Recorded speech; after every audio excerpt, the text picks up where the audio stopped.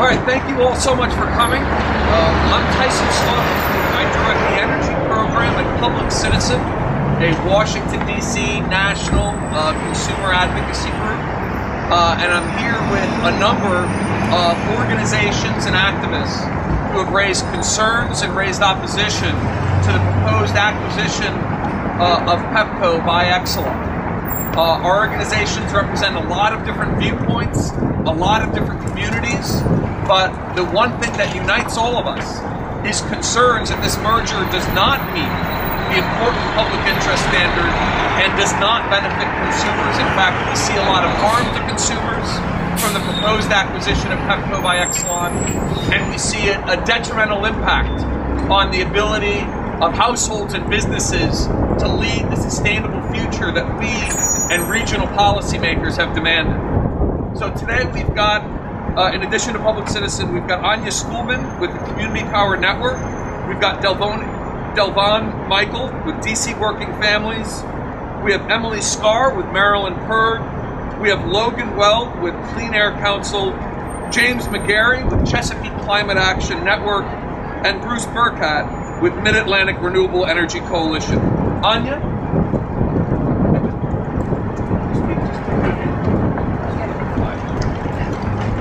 Thanks so much, Tyson.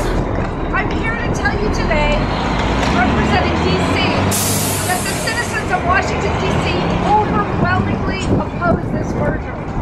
Members of Power DC Coalition, check us out, powerdc.org, have been attending meetings across DC, and what we find is that the public just isn't buying it. Exelon of the future would be too big, too risky, and too powerful.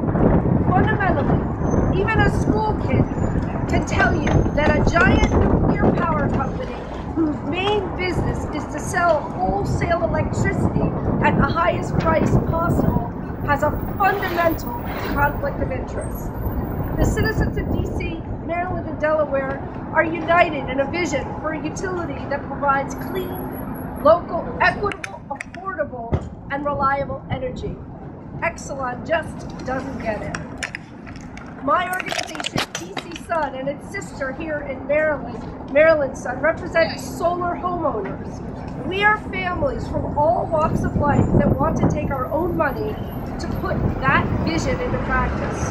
We buy solar for our own roofs to create clean local energy and clean local jobs. Yet Exelon has an extensive and disturbing record opposing the policies that support rooftop solar and community solar. Exelon just doesn't get it. Now let's get this straight. The utility business model is based on a social contract. We, the citizens, license these monopolies and grant them a guaranteed rate of return. In exchange, the executives and shareholders are obligated to serve the public interest, and we, the people, determine that interest. We, the citizens of Washington, Maryland, and Delaware, have a duty to enforce this social contract, our ability to build the electric system we need for the 21st century. The proposed merger is not in the public interest. We stand united against the merger. Thank you, Anya. Mr. Michael with DC Working Families.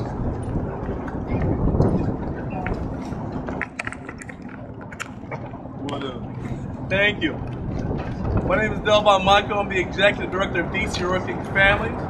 We're a coalition of activists, community groups, and labor organizations that fight for issues that affect everyday citizens. We think democracy should work for everyone, not just the wealthy and well-connected. I'm here today to oppose this merger because, quite frankly, it's a bad deal for the present families of the region. Number one, because it's going to cost us jobs. Exelon CEO Christopher Crane himself said last April that they're going to have to lay folks off to make this deal work. Their PR people are going out saying they're going to create jobs, but those two arguments simply don't jive. We don't believe that's the truth, and we know better than that. Secondly, the rates are going to go up. No one knows better than the people of Baltimore that Exelon is talking out both sides of the mouth when they say about stabilizing rates. There are 4 times in the last few years they've raised the rates. That's going to happen again to everyone else in the region. They've done the same thing in New York and Illinois. They'll do it to us again. Exelon was also the top political donor in Annapolis last year. We can't let them buy us off, and we certainly won't let them buy us out. An independent study called the IEESA was done, and it said that Exelon is on a shaky financial situation. They need the Pepco deal to inject cash for their books. While Wall Street loves this deal, Main Street simply can't afford it. Exelon has been also spreading money around to community groups and charities who support the organization. And it's clear that that's a conflict of interest. Those folks that are benefiting from those donations are also going to lose out when the election bill goes out. We think it's a bad deal, and we're against it. Thank you very much. Thank you. Emily Starr with Maryland PERG. Hi, thanks for being here. My name is Emily Starr. I'm the director of Maryland PERG, which is the state consumer advocacy group. Our mission is to stand up to powerful interests whenever they threaten our financial security, our public health, or our right to participate in our democracy. The wind chill is less than 20 degrees today, and I'm here on behalf of thousands of Maryland PERG members across the street to tell one thing to the Public Service Commission, that please do not leave us out in the cold. Please reject the merger between Exelon and Pepco. Marylanders deserve access to safe, reliable, and affordable electricity service. The proposed merger puts that at risk for millions of Maryland families and businesses. This merger would give Exelon a virtual monopoly in Maryland, putting rate-paying families and businesses at risk of poor service and rate cuts. We've heard from many groups today against this merger over the last few months: environmentalists, consumer advocates, small businesses, faith groups, and housing groups. We all agree. Maryland's Office of the People's Counsel, a state agency that is tasked to represent Maryland's residential consumers, has spoken out loudly against the merger, and we hope the PSC will listen. Here's why. Maryland policymakers chose to deregulate our utility market 15 years ago under the assumption that market forces would lead to lower costs. But giving Exelon control of 85% of the generation and distribution market in Maryland gives Exelon too much market power and is not in the public interest. The proposed merger is directly counter to the competitive marketplace and is bad for consumers because it could reduce the reliability, raise rates, and risk public safety. We've all struggled with blackouts and reliability issues with our utilities. At the PSC's public hearings on the merger, I hear complaint after complaint from both Pepco and BG&E customers, which underscores the need for the PSC to promote competition in Maryland's unregulated utility market. Ratepayers contribute to the utility's profit, maintenance, and construction, and are entitled to share in the benefits of any utility merger. Exelon has predicted $80 million in annual cost savings from the merger, but it has not made clear that they will share those benefits with customers, not just their shareholders, on an ongoing basis. In fact, signs point to the merger hurting customers. Exelon's business model is reliant on a fleet of aging and expensive nuclear power plants, including 2 reactors here in Maryland and Calverton. The merger would hold Maryland ratepayers captive to subsidize these nuclear power plants in Maryland and across the country. To the extent that ratepayer dollars were used to invest in energy generation, they should be investing in new, clean, and safe energy, not propping up outdated nuclear power.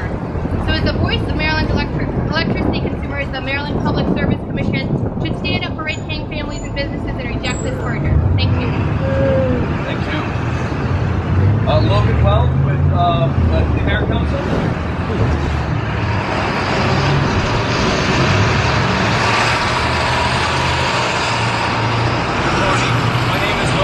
I'm the staff attorney with the Clean Air Council. The Clean Air Council is an environmental nonprofit whose mission is to protect everyone's right to breathe clean air. The Clean Air Council does have some very serious concerns about this proposed merger. A post-merger Exelon will have a tremendous amount of control in the PJM, which could be detrimental to customers and overall grid. But even more distressing is Exelon's open and constant opposition to true renewable energy. The Clean Air Council hopes that if this merger is consummated, Exelon will not work in these new or existing territories against states' renewable portfolio standards, and then Exelon will cease its opposition to federal subsidies for wind and solar.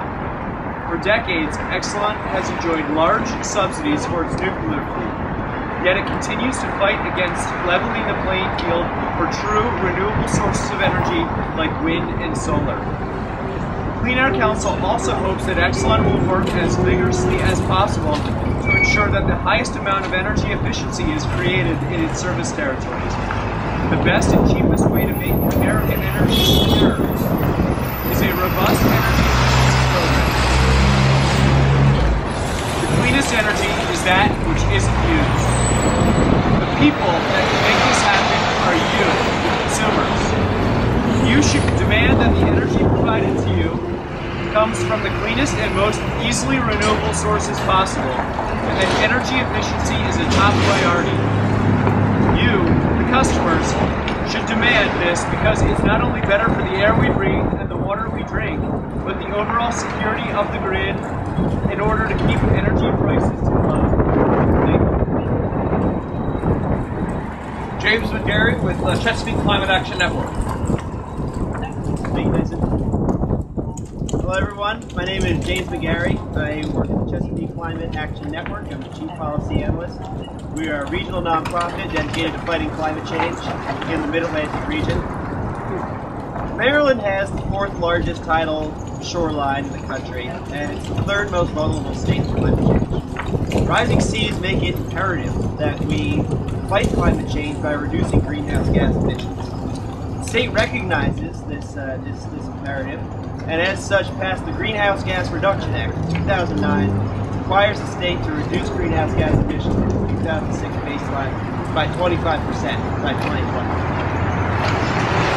We need to reduce emissions from the energy sector by investing more in renewable energy and energy efficiency. This merger, Exelon merging with Pepco, would make it much more difficult to expand renewable energy and increase energy efficiency, and would make it much more difficult for the state to achieve its necessary greenhouse gas reduction goals and make it more difficult to fight climate change. For starters, Exelon is heavily dependent on its fleet of generation plants, of which more than 70% are nuclear power. Exelon is in fact the largest nuclear power plant operator in the country. And it operates these power plants in opposition to the public and ratepayer interests. For example, in New York, Exelon won the right to charge above market rates for its nuclear power plant, its Gina nuclear power plant in Rochester. And as a result, according to the Nuclear Information Research Service, New York ratepayers are paying $18 a month extra to pay for that nuclear power plant. Since Exelon merged with Constellation in 2012, BG&E customers, Baltimore Gas and Electric customers, have seen their rates be hiked 4 times. And we worry that this is an omen of things to come should Exelon in fact merge with Pepco. Secondly, Exelon's performance on energy efficiency and its attitude towards utility-funded energy efficiency programs leaves much to be desired. In particular, BG&E's energy efficiency efforts have flagged since merging with Exelon, and Pepco's post-merger energy efficiency plan is lower than its current energy efficiency saving levels. Thirdly, Exelon has consistently resisted efforts to expand renewable energy in Maryland and across the region. At the national level, Exelon has been a self-proclaimed proponent against the federal production tax credit, which is the premier federal program to encourage renewable energy.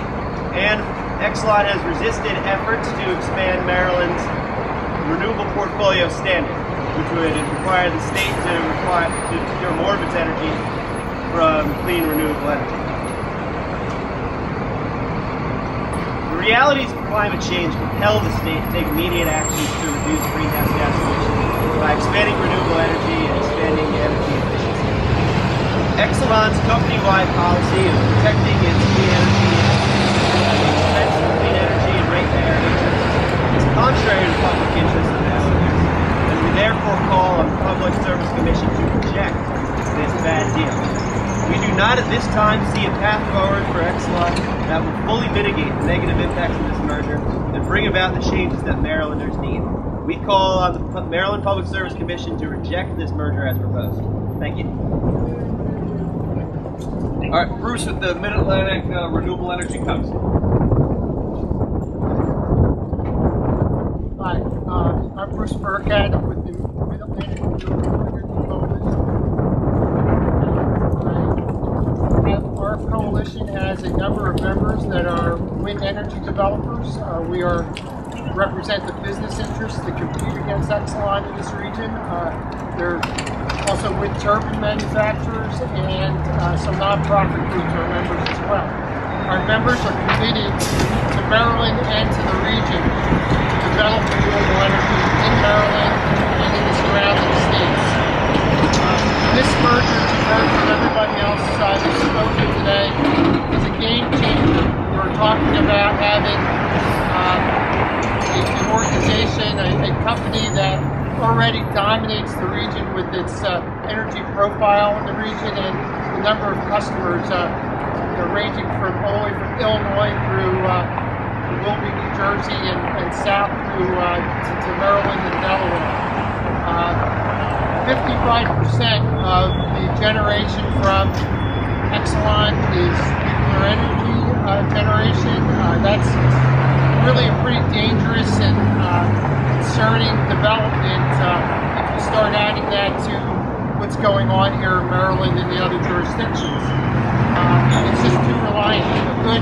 A well-run energy company would have a diverse portfolio.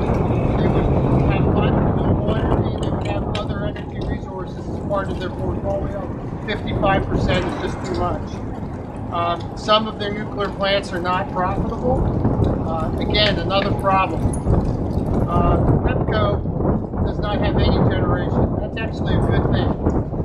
They will not, as they currently stand, they do not favor their generation because they don't have it. If Exelon takes over Pepco, we are going to have a situation where the nuclear fleet will be favored as opposed to other forms of generation in the region. And that's our main concern, being an entity or an organization that supports renewable energy. As you also heard, Exelon has had a concerted effort to have Congress kill the federal production tax credit, which is very important to the wind industry. And this is in a state now that has a very strong, Maryland is a state, and some of the other states in the region have very strong policies that support renewable energy. If you kill the production tax credit, rates will go up for consumers because Maryland is still going to be in the business of promoting renewable energy. And so raising costs for consumers is also not a good thing. It's also not a good thing.